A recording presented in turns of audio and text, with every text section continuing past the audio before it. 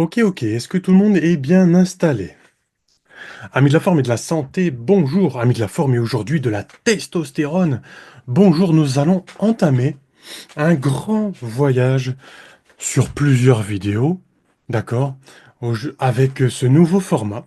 Comme vous voyez la disposition aujourd'hui, installez-vous bien parce que nous sommes partis pour un moment, je ne sais pas combien de temps. Vous êtes déjà au courant parce que vous avez vu combien de temps cette vidéo dure? Moi, je n'ai pas encore vu parce que je suis en train de la tourner. Donc, je ne sais pas combien de temps ça va prendre. Mais en tout cas, ça va être long parce que ça va être une bonne présentation aujourd'hui de la testostérone. On va voyager au cœur de la testostérone. On va apprendre... Qu'est-ce que j'ai noté là? Aujourd'hui, on va apprendre les cellules de Leydig, comment elle est produite. Aujourd'hui, on va voir avec le système immunitaire, très intéressant, la production et la micronutrition.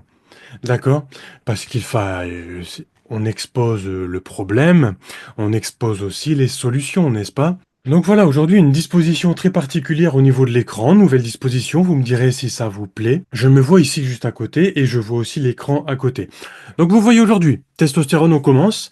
Donc comment influencer cette testostérone? Déjà avec ce premier diapo, vous voyez, hein, nutrition, exercice physique, hygiène du sommeil, gestion du stress et relationnel. Ça, c'est toutes les façons que l'on peut influencer la testostérone d'une manière fonctionnelle. Donc aujourd'hui, coaching avec vous, coaching fonctionnel, nutrition fonctionnelle, médecine fonctionnelle, tout ça regroupé pour des vidéos passionnantes et nous allons voyager en travers cette testostérone. Alors cette vidéo sera déposée dans l'Académie La Forme sur le site jeremlaforme.fr. Voilà. Il y aura des images, il y aura des vidéos et il y aura aussi les liens des études. D'accord? Au moins comme ça vous êtes au courant. Mais vous pouvez rester ici sur YouTube et nous allons voyager en travers ces plusieurs vidéos sous le format du PTSD. Qu'est-ce que c'est le PTSD? Production, transport, sensibilité et détoxification. Voilà un très bon format, un très bon système pour évaluer une hormone dans un organisme. D'accord? Si nous voulons évaluer une hormone ou la booster, vous avez déjà ce premier modèle sous les yeux. Quelle est votre attitude au niveau de l'hygiène nutritionnelle? Éducation nutritionnelle. Éducation sur l'exercice physique. D'accord? Est-ce que vous faites vos exercices physiques? Est-ce que vous en faites trop ou pas assez? Comment vous les faites? On ne parle pas ici d'activité physique, mais bel et bien d'exercice physique. Les exercices physiques sont là pour augmenter votre masse musculaire. L'activité physique, ce n'est pas pareil. L'activité physique, c'est le sport. On augmente un petit peu notre masse musculaire, mais on est surtout aussi sur du cardio. Et l'activité physique ne mesure pas très bien le développement de votre masse musculaire, alors que sous les effets de l'exercice physique, un bon programme d'exercice physique, là, on va augmenter notre masse musculaire et du coup notre testostérone. Si c'est bien fait. L'hygiène du sommeil, c'est quasiment le pilier numéro un avec la nutrition, pour l'exercice physique aussi, hein, pour augmenter la testostérone. Gestion du stress, bien sûr aussi. Relationnel aussi. Comme la testostérone est influencée par l'hypothalamus, les glandes pituitaires, le signal est envoyé à nos gonades dans les testicules pour créer de la testostérone. Le relationnel, c'est l'impact numéro un. Notre cerveau ne peut pas survivre tout seul. Donc on a besoin de relations, si possible non toxiques, sinon ça ne va pas être productif du tout, hein. Il faut de bonnes relations pour que cette testostérone soit développée. Le relationnel à soi-même, donc le dialogue intérieur, le relationnel aux autres, dialogue extérieur. On a besoin d'un temps pour son travail, on a besoin d'un temps pour sa famille, et on a besoin d'un temps pour soi-même. D'accord? C'est les trois piliers du relationnel, et on a besoin de ces trois piliers pour former le bâtiment du relationnel. La testostérone est un marqueur de santé, et nous voulons développer notre santé sur cette chaîne. D'accord? Bien sûr, la testostérone est marquée d'un trait masculin. D'accord? Quand on parle de testostérone, c'est une hormone assez masculine. Les femmes en ont besoin parce que ça donne aussi de la variabilité au niveau de leur humeur aussi, effectivement. Donc si ça vous intéresse, mais sur cette chaîne, on est principalement majoritaire au niveau des hommes, hein, n'est-ce pas? D'ailleurs, si vous êtes un homme, mettez un j'aime. Ou mettez un commentaire en dessous de cette vidéo, ça me ferait très plaisir. Alors, permettez-moi de vous présenter le second diaporama, enfin la seconde diapositive, d'accord? C'est parti. Tac. Et voilà, on y est. D'accord? Alors, je vais essayer de mettre la diapo sur mon premier écran, parce que sinon, voilà. Parce que sinon, je vais avoir ma tête tournée et j'aime bien vous regarder quand j'explique le diapo. On est parti. Alors, on va faire rapidement. On n'est pas là pour exposer énormément de choses, pour parler. On aime bien parler biochimique ici parce que ça permet de bien comprendre les choses. Mais le but, c'est de parler biochimie et de retransmettre ça d'une façon à ce que ça nous aide dans notre mode de vie. Ici, vous avez l'hypothalamus qui est juste derrière nos yeux, on va dire, d'accord? Parce que derrière nos yeux, maintenant, ici, c'est appelé, dans notre cerveau, notre lobe euh, antérovisuel. Quelque chose comme ça, d'accord? Notre lobe antérovisuel, vous voyez ici, il est situé juste derrière. Oh, pardon, je parle dans le micro, peut-être que ça va trop fort. Juste derrière notre lobe préfrontal. Et c'est là, ici, qu'est envoyé le signal pour produire la testostérone. Et ce signal, c'est la GnRH, d'accord? Donc l'hypothalamus, qui est le chef d'orchestre de notre corps, au niveau de plein de choses, enfin au niveau de tout quasiment, température, système immunitaire et j'en passe, et régulateur hormonal. Ici, on a l'axe hypothalamo-hypophysaire gonade. HHG. C'est, c'est l'axe qui permet de produire notre testostérone. C'est important pour moi de vous le partager parce qu'on parle de la production et j'aime bien que vous voyez, que vous visualisez cet axe euh, pour savoir où est-ce qu'on en est. D'accord? Donc l'hypothalamus dans le cerveau. Donc vous voyez, c'est notre cerveau qui va dire à nos testicules de produire de la testostérone. Ok, jusque-là vous me suivez? Qu'est-ce qui est important à retenir ici? Les faits saillants, comme peuvent dire les études scientifiques maintenant, les faits saillants. Donc dès qu'on parle de cerveau et dès qu'on parle de cet axe HHG, on parle de tout ce qui est circuit un peu nerveux, un peu émotionnel. Dès qu'on parle d'émotion, on parle d'entourage, on parle d'environnement, vont influencer cette testostérone. Donc, entourage, environnement, on parle du pilier relationnel. Alors, vous y attendez pas peut-être celle-là, qu'on parle du pilier relationnel en premier lieu. Très important ça. Deuxième fait saillant, et on va s'arrêter là après, 95%, ici j'aurais pu noter à côté, 95% de la testostérone est produite, on parle de production ici dans cette première vidéo, je vous l'ai dit, hein. Est-ce que vous le saviez? Dites-le moi dans les commentaires. 95% de notre testostérone est produit au niveau des testicules, des gonades. D'accord? Hyper intéressant, n'est-ce pas? Donc, voilà. C'est incroyable. Nos testicules sont en dehors du corps. Il y a des raisons aussi à ça. Si vous vous intéressez à la testostérone, peut-être que vous le savez déjà. Ok? Donc ça, en premier lieu, c'est ce qu'il y a à retenir.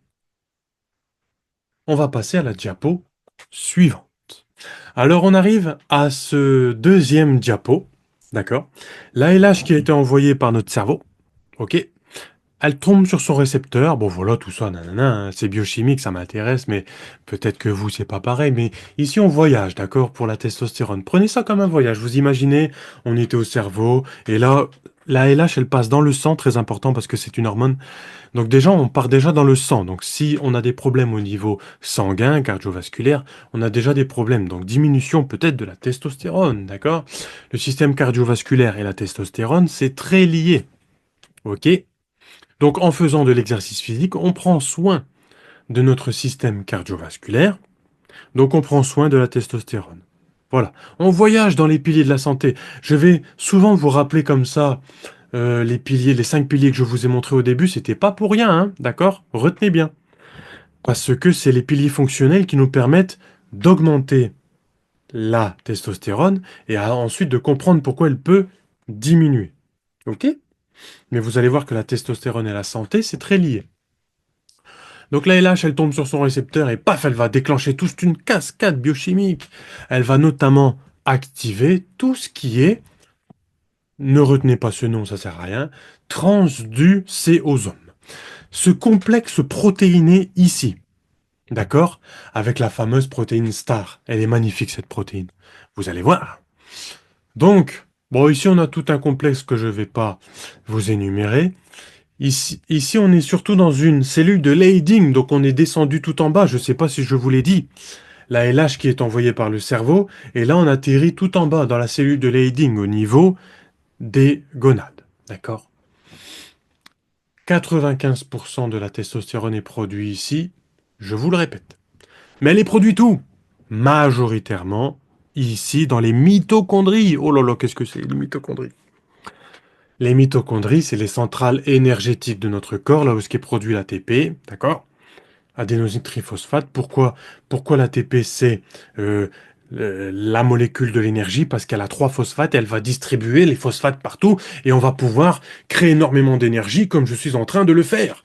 Là, je dépense de l'énergie à vous parler, donc le fait de parler, ça dépense énormément d'énergie, d'accord? Et le fait de bouger comme ça aussi, faut pas croire, d'accord? C'est le HIT, d'accord?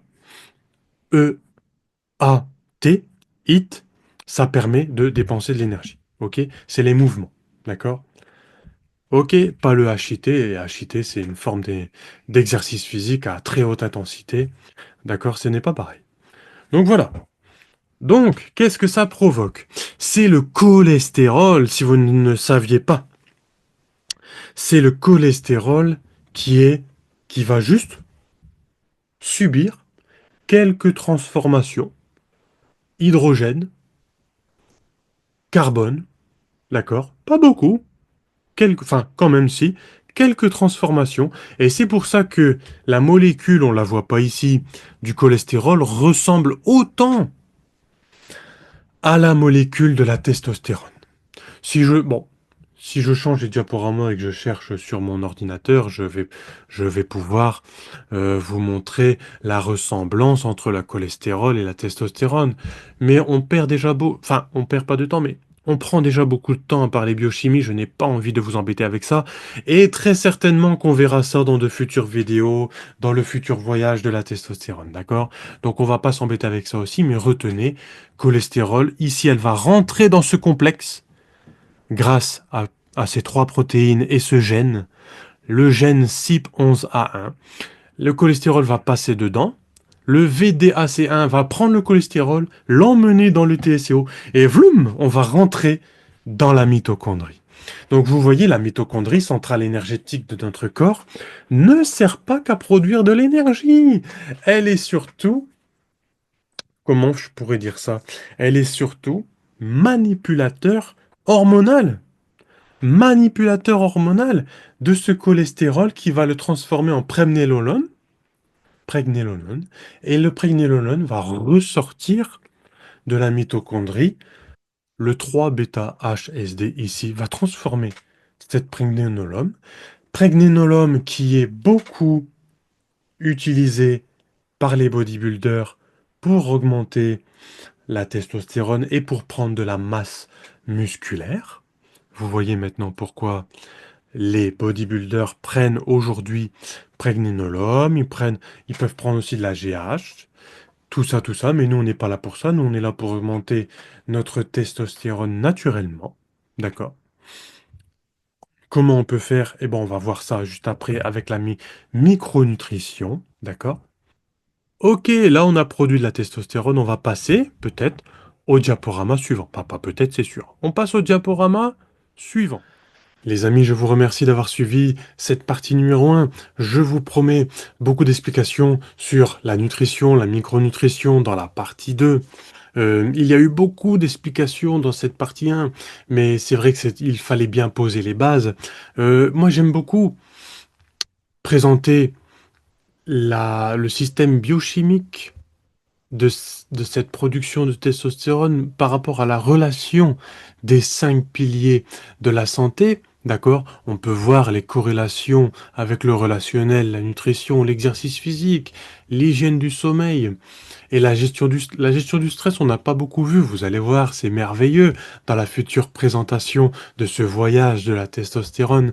Ici, je vous laisse avec ce dernier diapositive. D'accord? Que l'on expliquera en premier lieu dans la partie numéro 2 qui enchaînera ce premier diapositive avec le système immunitaire mêlé à la nutrition et à la micronutrition dans la partie 2. Vous allez voir, c'est intéressant et passionnant cette partie numéro 2. À bientôt. Et bien sûr, n'oublions pas, gardons la forme.